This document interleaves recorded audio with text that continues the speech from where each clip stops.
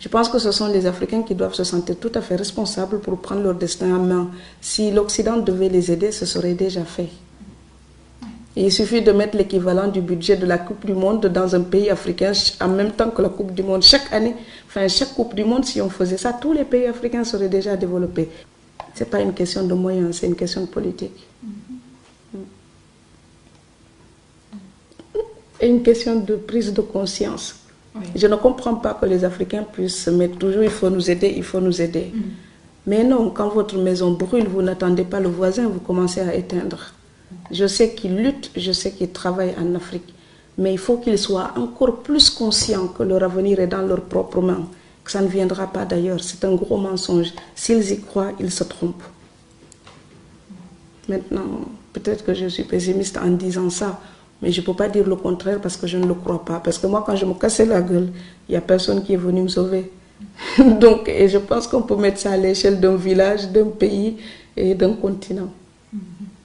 Il y a la solidarité traditionnelle africaine qui était là pour aider les plus démunis entre nous. Maintenant, il faut oser dire qu'elle est devenue aussi trafiquée, elle est tronquée, elle est hypocrite. Vous avez des tas de feignants qui sont là, qui vivent sur le dos des autres comme des saprofites. Donc, si je ne travaille pas, mon cousin, ma cousine ou ma soeur ou mon frère va me donner à manger. Ce n'est pas une vie. À un moment donné, il faut se dire, tout le monde a la responsabilité d'assumer son existence. Et on n'a pas les mêmes chances. Et ceux qui ont un peu plus de chance, ils doivent aider les autres à pouvoir avancer. Mais les autres, ils ne doivent pas croiser les bras et dire quelqu'un d'autre va me nourrir tout le temps. Il faut que l'Afrique perde aussi ça.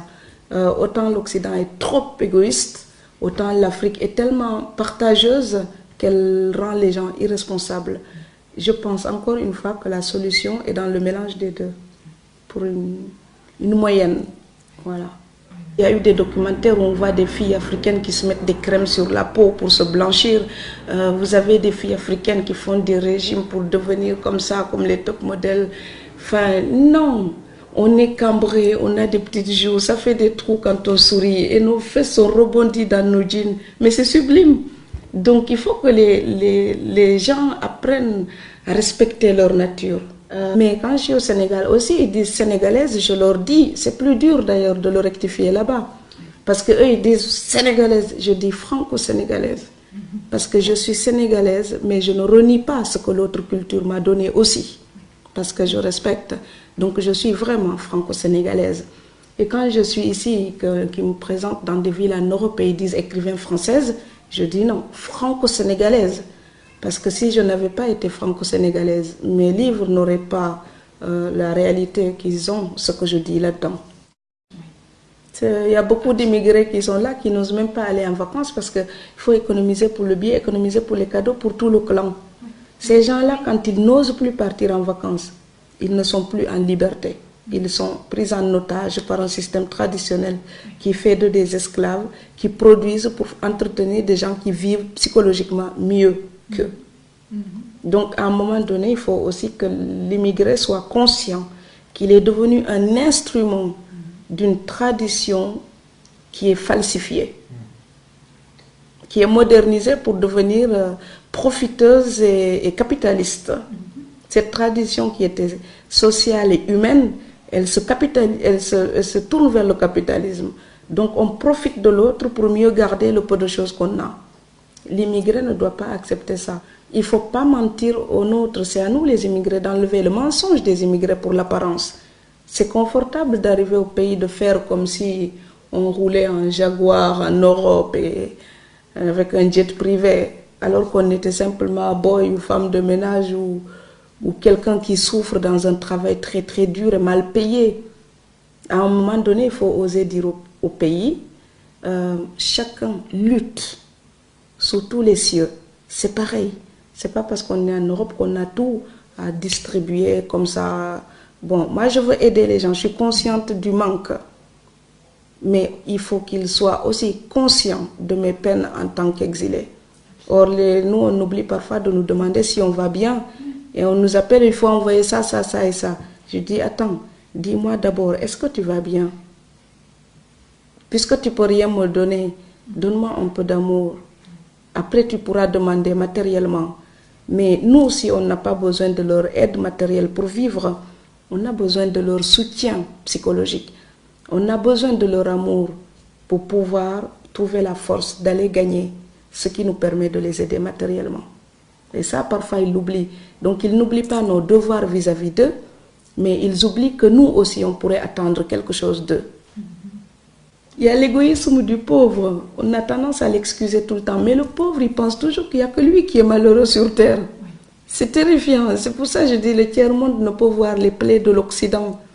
Les siennes l'aveugle. C'est que comme on manque de beaucoup de choses là-bas, parfois ils pensent qu'ils sont les seuls à connaître des problèmes à résoudre, à souffrir de quelque chose. Non, les gens peuvent être très riches et très malheureux, et l'Occident est très riche et parfois très malheureuse. Très malheureux, l'Europe, j'ai pensé. Et donc, ce décalage entre l'immigré et la famille se joue là. C'est qu'ils pensent comme l'immigré est censé vivre mieux, il est forcément bien dans sa peau. Eh bien, il y a une autre tragédie qui est épargnée aux pauvres. C'est le jour où on a gagné tout l'argent nécessaire pour mener la belle vie. Mais il vous manque tellement d'amour ou tellement de famille pour être bien dans votre peau et jouir de votre bonheur. Et ça, les pauvres, ils ne pensent pas ça. Ils pensent juste à ce qui leur manque. C'est peut-être une chance d'ailleurs. Et en écrivant, j'ai voulu mettre l'absurde jusqu'au bout. C'est-à-dire quand les gens sont capables d'une certaine bêtise, ce n'est pas la peine de rectifier tout de suite. Il faut les laisser aller jusqu'au bout de leur bêtise. Quand ils cognent au mur, ils reviennent tout seuls et ils respectent. Il y a dans le visage de l'emploi et puis Cunégonde à la bibliothèque, il y avait un patron, quand j'arrivais, il disait « Ah, Cunégonde est arrivé !» Et Cunégonde, c'est un personnage horrible de Candide de Voltaire. Et il disait ça pourquoi? Parce qu'il pense que je ne pouvais pas comprendre la référence littéraire. Et un jour, on s'est réellement croisés à la Bibliothèque nationale de Strasbourg. Et c'est seulement là qu'il a compris que je faisais des études de lettres et que quand il disait ces mauvaises choses, j'étais tout à fait capable de comprendre. Et ce jour-là, ce n'était pas moi qui étais l'idiote, c'était lui l'imbécile. Mais je préfère le rire